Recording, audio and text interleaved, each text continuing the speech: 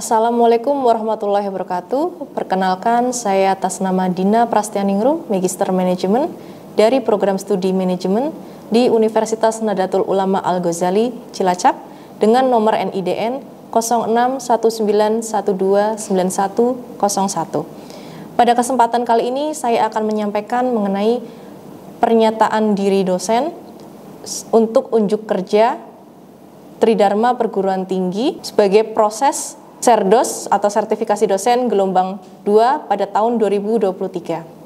Izin menyampaikan untuk menyampaikan seputar program pembelajaran mahasiswa atau RPS, Rencana Pembelajaran Mahasiswa, selama 1 semester pada program mata kuliah Manajemen Sumber Daya Manusia. Mata kuliah ini tidak ada prasyarat untuk mata kuliah, dan kemudian untuk CPL ataupun capaian pembelajaran lulusan program studi yang pertama yaitu menunjukkan sikap bertanggung jawab atas pekerjaan di bidang keahliannya secara mandiri. CPL kedua, berusaha secara maksimal untuk mencapai hasil yang sempurna. CPL ketiga, sikap lulusan yang dibentuk dapat selalu mengikuti perkembangan zaman, perubahan lingkungan, serta berdaya saing tinggi. CPL keempat, memahami konsep dan teknik-teknik pemecahan masalah bisnis. CPL kelima, mampu menunjukkan kinerja mandiri, bermutu dan terukur. CPL keenam, mampu mengambil keputusan secara tepat dalam konteks penyelesaian masalah di bidang keahliannya, analisis informasi dan data. CPL keenam, mampu memanfaatkan ilmu pengetahuan dan teknologi dalam bidang manajemen. Kemudian untuk capaian pembelajaran mata kuliah, yang pertama yaitu CPMK pertama, mampu memiliki pengetahuan pemahaman analisis yang dalam tentang permasalahan SDM lanjutan kualitatif maupun secara kuantitatif.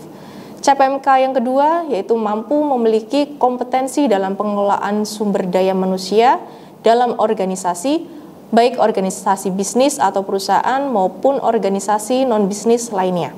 CPMK yang ketiga, mampu memahami dan menganalisis isu-isu dan permasalahan manajemen sumber daya manusia secara komprehensif dan terpadu. Dan CPMK yang keempat, mampu mengimplementasikan ilmu manajemen sumber daya manusia dalam kegiatan organisasi atau bisnis, mengantisipasi berbagai permasalahan yang dihadapi dalam pengelolaan sumber daya manusia dalam organisasi, perusahaan, atau bisnis, agar SDM tersebut mampu melaksanakan kegiatan perusahaan untuk mencapai tujuan yang diharapkan. Kemudian untuk deskripsi singkat ataupun penjelasan mengenai mata kuliah MSDM 2 ini yaitu diminta untuk mahasiswa memaparkan pembelajaran atau pengetahuan tentang disiplin kerja, konflik dan stres kerja, dan kemudian akan melibatkan mahasiswa untuk mengkaji bagaimana hubungan antara kajian kepuasan kerja, kepemimpinan, motivasi, organisasi, hubungan pegawai dalam manajemen, tindakan pengaduan, kemudian kajian keselamatan dan kesejahteraan karyawan, hubungan serikat pekerja dengan manajemen atau collective bargaining, dan sistem informasi SDM. Kemudian untuk bahan kajian ataupun motif pembelajaran, ini yaitu ada 6 topik. Yang pertama mengenai kajian disiplin kerja, kemudian ada kajian hubungan kepuasan kerja, disiplin kerja, kepemimpinan, dan stres karyawan. Kemudian mengkaitkan antara hubungan pekerja, manajemen, tindakan disiplin, dan pengaduan. Poin keempat, terdapat kajian keselamatan dan kesejahteraan karyawan. Poin kelima, mengenai hubungan kajian serikat karyawan dan manajemen. Hingga yang keenam, yaitu kajian sistem informasi sumber daya manusia. Kemudian menggunakan beberapa referensi ataupun buku panduan ataupun sebagai tambahan yaitu adanya jurnal-jurnal penelitian. Kemudian untuk bahan buku yang digunakan yaitu Gary Disler, MSDM 2, kemudian dari Faroman, kemudian dari Noviarut, Anwar, dan Priyono. Dan kemudian untuk jurnal pendukung lainnya yaitu bisa mendapat dari referensi jurnal penelitian, Scopus, Emerald, ataupun jurnal penelitian terbaru dan terupdate seperti itu. Selanjutnya untuk proses penilaian di sini yaitu mengenai aspek penilaian dari proses ujian akhir semester, ujian tengah semester, tugas struktur dan kehadiran, di mana untuk proses ada 15%, UAS 30%, UTS 20%, tugas terstruktur yaitu 25% dan kehadiran 10%. Dan untuk metode pembelajaran yang akan saya terapkan di sini yaitu dengan problem based learning ataupun PBL, di mana adanya suatu keterlibatan komunikasi dua arah antara saya dengan para mahasiswa dalam sistem pembelajaran yang saya laksanakan. Di mana pertemuan pertama ataupun minggu pertama yaitu diadakan adanya suatu kesepakatan ataupun kontrak pembelajaran dengan adanya RPS pembelajaran, rencana pembelajaran semester, dan peraturan perkuliahan. Kemudian minggu kedua dan ketiga itu mengenai kajian mengenai disiplin kerja, berbagai kasus akan saya sajikan dalam pembelajaran. Kemudian minggu keempat dan lima mengenai kepuasan kerja, kepemimpinan, sampai kepada stres karyawan. Kemudian pertemuan ataupun minggu terakhir ke-6 dan 7 mengenai hubungan pekerja manajemen, tindakan disiplin, dan pengaduan. Untuk selanjutnya setelah ujian akhir semester akan mahasiswa menempuh dalam kajian yang selanjutnya yaitu program K3K atau program keselamatan dan kesehatan kerja. Selanjutnya untuk pertemuan ke-10 dan 11 itu mengenai serikat karyawan dan manajemen perusahaan. Selanjutnya untuk pertemuan minggu ke-12 dan 13 itu mengenai menjelaskan komponen-komponen dasar sistem informasi sumber daya manusia dan tahap-tahap pengembangan sumber informasi SDM. Dan untuk minggu terakhir akan saya adakan suatu penilaian evaluasi baik secara kuis lisan maupun tertulis untuk mengetahui bagaimana pemahaman mahasiswa terhadap pembelajaran yang telah saya laksanakan dalam satu semester. Berikut akan saya sertakan video pembelajaran selama pembelajaran di kelas dalam mata kuliah Manajemen Sumber Daya Manusia kedua pada tema kajian hubungan kepemimpinan dengan kepuasan kerja dalam organisasi sebagai berikut. Silahkan selamat menyaksikan. Assalamualaikum warahmatullahi wabarakatuh. Waalaikumsalam warahmatullahi wabarakatuh. Ya, alhamdulillah ya, untuk hari ini kita bertemu kembali, kita masuk sesuai dengan tema materi kita hari ini ya, yaitu di pertemuan, masuk ke pertemuan ketiga untuk di mata kuliah MSDM 2 ya. Dan kemudian sebelumnya saya mengucapkan terima kasih untuk teman-teman semuanya yang sudah menghadir atau meluangkan waktunya ya untuk tetap berangkat kuliah di hari ini. Kabarnya sehat semuanya ya? Alhamdulillah sehat semuanya. Alhamdulillah. Baik, kita nanti akan mulai masuk ke pembelajaran ini ya. Yang dimana waktu minggu lalu itu saya sudah meminta teman-teman semuanya sudah saya berikan beberapa materi ya, materi yang akan saya sampaikan di hari ini untuk teman-teman tuh persiapan terlebih dahulu, untuk pemanasan dulu ya teman-teman, agar kita dapat diskusi bersama. Jadi saya untuk pembelajarannya itu selalu menerapkan yang keaktifan teman-teman semuanya ya, tidak hanya dari saya sendiri. Jadi saya minta untuk minggu lalu itu teman-teman sudah menyiapkan materi yang untuk kita pelajari hari ini. Jadi semuanya sudah siap ya? Siap. Oke, untuk sebelum masuk ke ini ya, untuk temanya hari ini yaitu mengenai hubungan kepemimpinan dengan kepuasan kerja dalam organisasi, seperti itu. Tapi sebelumnya saya mau absensi terlebih dahulu untuk teman-teman yang hadir hari ini. Inayatur Rahma. Oke. Naya Mandasari. Oke, sebelum kita masuk ke tema utama kita pembelajaran hari ini, mari kita bersama ya, doa bersama agar semuanya berjalan lancar. Silakan berdoa sesuai dengan keyakinan masing-masing. Berdoa mulai. Amin, selesai. Sekarang pasti teman-teman sudah mengetahui ya, sebenarnya dalam suatu organisasi manapun pasti ada namanya suatu leadership ya. Ada yang bisa, ini enggak? Maksud dari faktor internal itu apa? Dalam suatu organisasi. Faktor yang benar-benar sangat mempengaruhi ya dalam organisasi. Sebagai contoh bawahannya. Oke, betul. Mas siapa mas? Muhammad Nailul Fauzi. Untuk referensi buku yang sebenarnya sudah saya sampaikan di minggu lalu, yang biasa gunakan yaitu Gary Disler. Nanti kemudian ditambah dengan adanya jurnal-jurnal penelitian. Pengertian kepemimpinan. Secara kesimpulan ini ya, saya sebutkan dulu dari yang pertama menurut Robbins. Kepemimpinan adalah kemampuan mempengaruhi suatu kelompok untuk mencapai visi atau serangkaian tujuan ya yang ditetapkan. Pengertian yang di atas kedua, 3, 4, 5 itu sebenarnya intinya hampir sama ya. Kemudian yang Heman, a process by which people are direct, guided, and influenced in choosing and achieving goals. Jadi dapat disimpulkan bahwa kepemimpinan merupakan suatu proses ya ataupun langkah bagaimana untuk mempengaruhi sekelompok organisasi agar bisa mencapai tujuannya untuk goal sesuai dengan visi misi dan tujuan yang diharapkan seperti itu. Nah, kemudian di sini ya untuk penting ya dalam kepemimpinan kita dapat menyimpulkan bahwa pertama, kemampuan mempengaruhi perilaku, kemudian mengarahkan dan memandu, kemudian mempunyai follower ya atau pengikut nih. Nah, ini yang menjadi catatan ya. Menurut McGannon ya, sumber pengaruh kepemimpinan dapat bersifat formal seperti yang diberikan oleh pemangku jabatan manajerial dalam organisasi yang diakui mempunyai kewenangan dan otoritas karena posisinya tersebut asas legalitas.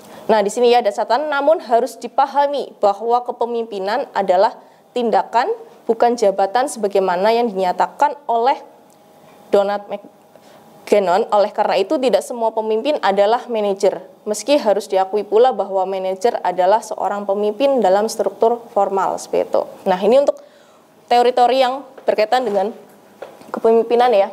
Menurut Indra Wijaya di sini adalah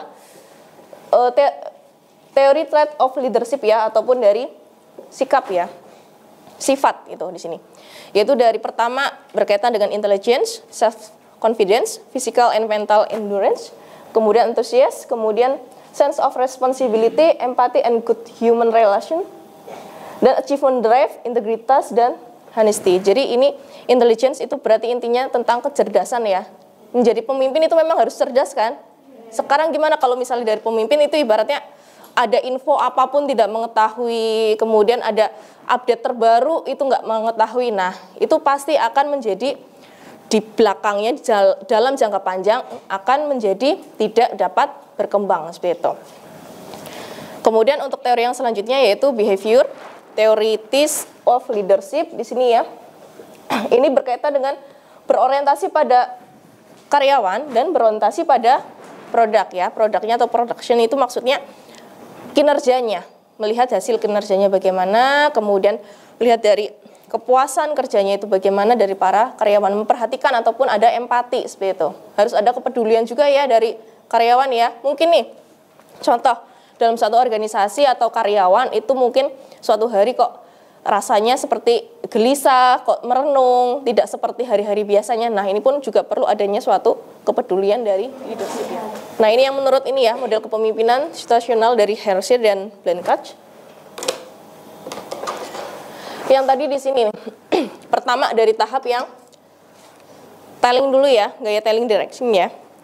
Menyediakan instruksi rinci dan mengawasi kinerja dari dekat. Jadi intinya untuk awalnya itu mengetahui dulu nih atau memberitahu para SDM-nya kerjanya apa saja sampai awal sampai akhir.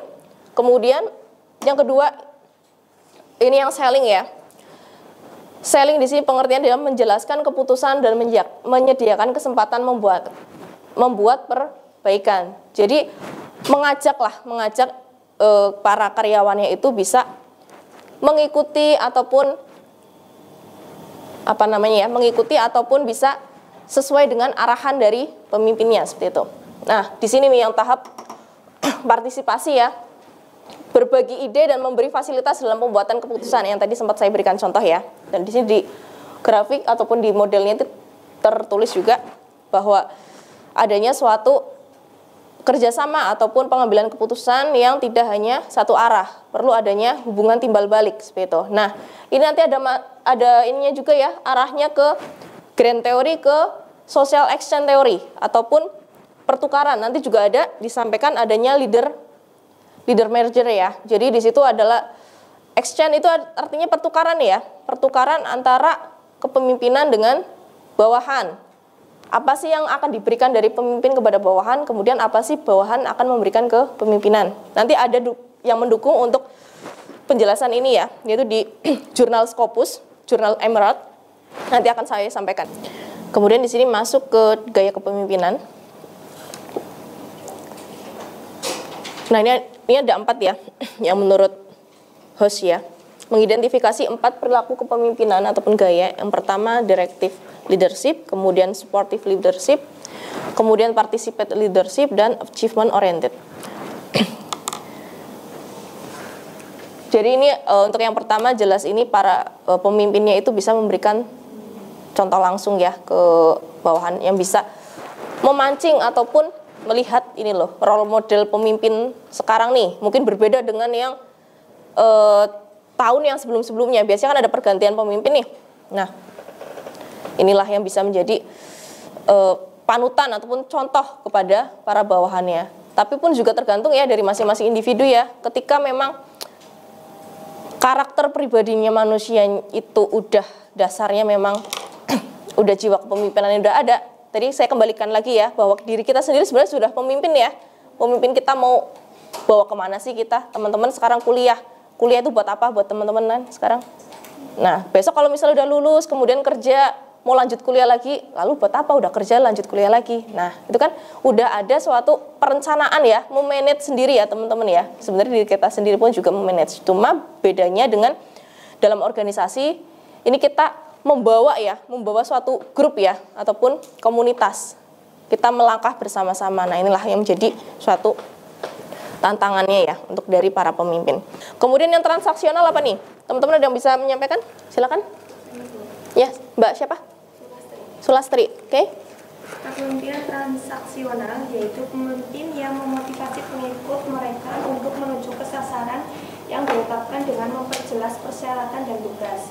Pemimpin transaksional memiliki karakter tersendiri yaitu imbalan kontingen yang menunjukkan imbalan untuk kinerja yang baik dan pemimpin mengakui pencapaian yang diraih karyawan. Kemudian menempuh tindakan perbaikan dan menghindari adanya perbuatan keputusan yang akan diambil. Oke, sip. Jadi intinya ini ya, ada suatu timbal balik ya ataupun penghargaan ya.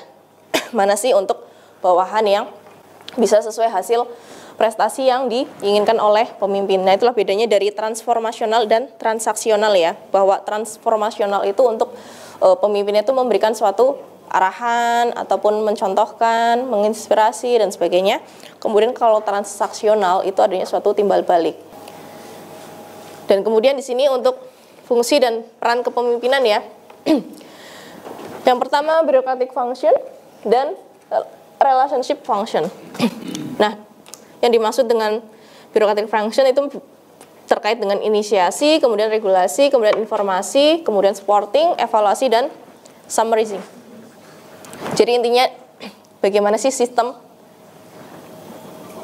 caranya untuk bisa ada inisiasi ya ataupun inisiatif dari pemimpin untuk bisa membaur dan sebagainya, kemudian meregulasikan SDM, kemudian menyampaikan informasi ataupun menerima informasi. Jadi memang pemimpin itu harus cepat tanggap ya, ibaratnya seperti itu. Ketika ada informasi terbaru, kemudian menyampaikan ke SDM-nya seperti itu.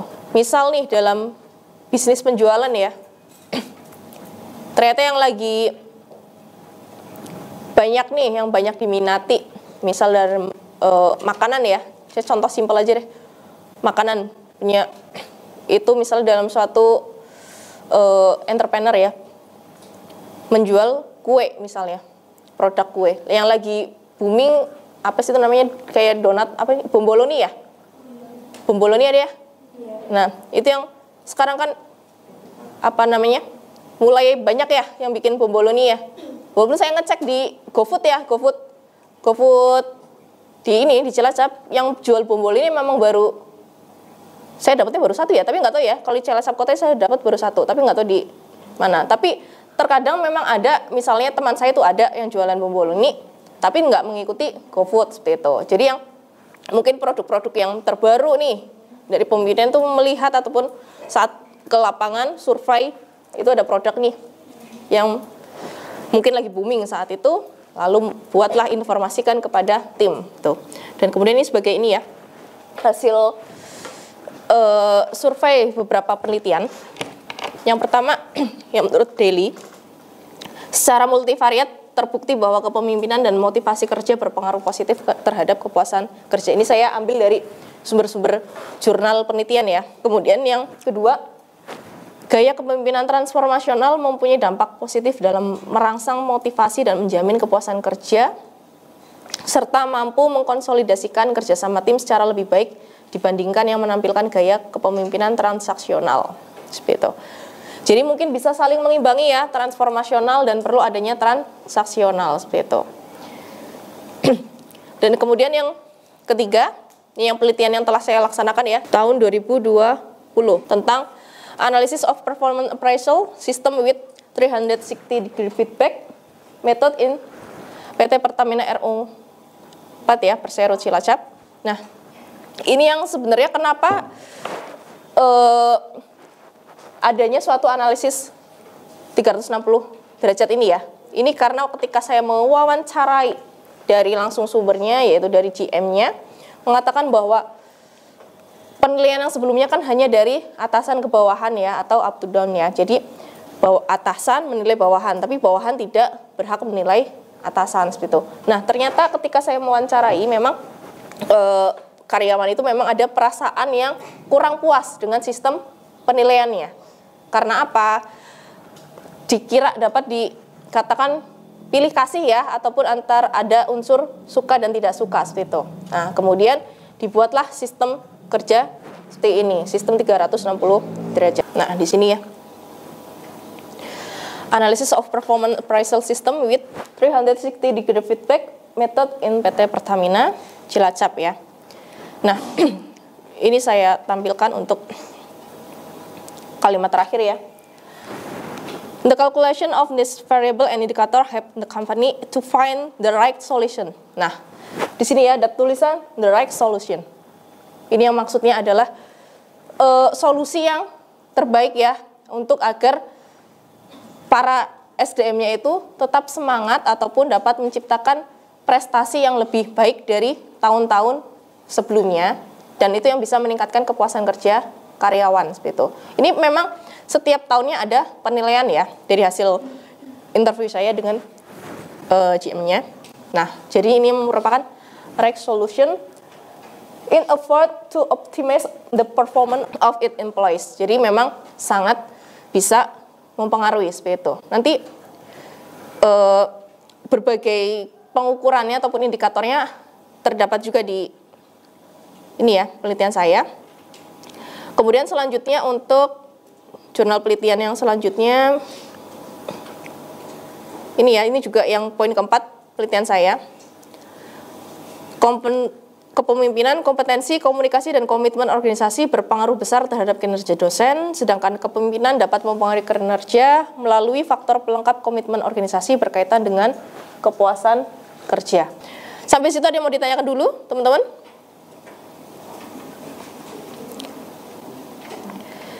Jika tidak ada, saya ini masuk ke dalam penilaian ini ya, proses ya. Untuk diskusi ya, pertama diskusi pertanyaan untuk individu. Ini masuk ke dalam penilaian proses.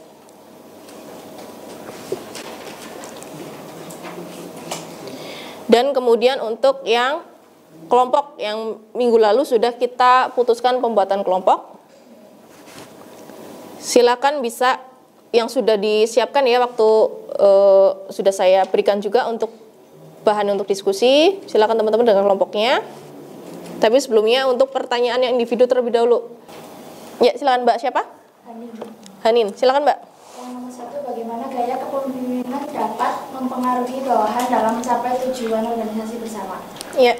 Karena pemimpin berperan sebagai koordinator, motivator yang akan mengajak para bawahannya menuju tujuan organisasi yang akan dicapai bersama. Jadi, seorang pemimpin pun harus memiliki gaya kepemimpinan yang baik dan mampu menjalankan perannya. Oke, berarti kita lihat dari ininya ya, sikap dan behaviornya ya, sikap dan perilakunya. Oke, terima kasih Mbak Hanin ya. Oke, selanjutnya pertanyaan ke nomor 2 dan 3 siapa? Oke, silakan kelompok mana nih yang udah siap? Ya, silakan Mas Rangga, kelompok 3. Gaya kepemimpinan yang digunakan oleh Udin adalah gaya kepemimpinan otoriter. Karena Udin selalu mengambil keputusan yang dibuat sendiri, tetapi karyawan tidak puas akan keputusan yang dibuat oleh Udin. Keuntungan menggunakan gaya kepemimpinan otoriter: yang pertama, Kepemimpinan otoriter memiliki kemampuan untuk menyelesaikan pekerjaan dalam desakan waktu. Yang kedua, menghemat waktu saat membuat keputusan. Yang ketiga, meminimalisir kesalahan dalam bekerja. Yang keempat, gaya ini berguna saat tindakan tegas diperlukan. Dan yang kelima, kepemimpinan otoriter akan berhasil ketika pemimpinnya adalah anggota yang paling berpengetahuan dalam tim. Kelemahan menggunakan kepemimpinan otoriter yang pertama itu sulit berkembang karena minim feedback. Yang kedua itu minim inovasi dan mempengaruhi lingkungan kerja. Yang ketiga, gaya ini tidak mendorong kreativitas. Yang keempat, pemimpin dapat dipandang secara negatif dan dianggap angkuh atau mengekang. Yang kelima itu mengalami kesulitan mencoba gaya kepemimpinan lainnya dan biasanya keras kepala. Saya langsung ini ya, berikan kesimpulannya ya. Dan terima kasih untuk kelompok sudah mendiskusikan ya hasil dari kasus yang saya sajikan di sini, dan teman-teman sudah mencoba menganalisis ataupun memberikan saran, masukan ya untuk bagaimana sih sebaiknya dari gaya kepemimpinan.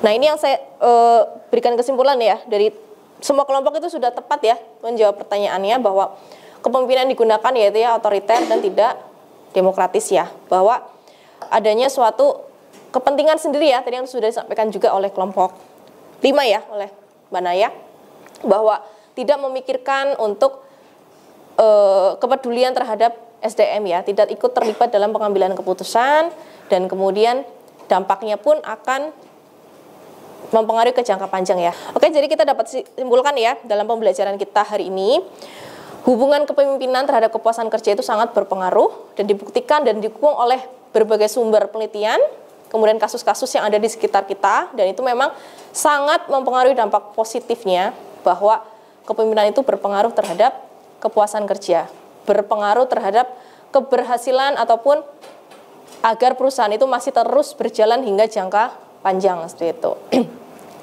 Dan mungkin itu saja yang dapat saya sampaikan ya, saya simpulkan. Dan kita untuk pertemuan hari ini, terima kasih sudah cukup ya, semoga sudah bisa tersampaikan semua ataupun bisa dapat diterima oleh teman-teman semuanya ya.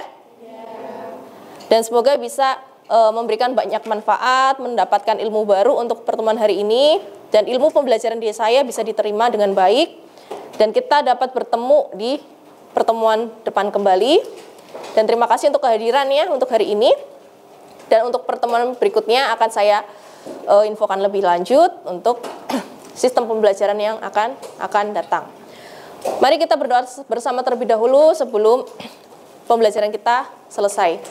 Kita ucapkan berdoa bersama ya, sesuai dengan keyakinan masing-masing. Berdoa mulai untuk selesai acara perkuliahan hari ini. Alhamdulillahirrahmanirrahim. Oke, terima kasih teman-teman semuanya. Saya akhiri ya. Saya akhiri untuk pertemuan hari ini. Dan hati-hati dalam perjalanan pulang. Sekali lagi terima kasih. Saya akhiri. Wassalamualaikum warahmatullahi wabarakatuh. Waalaikumsalam.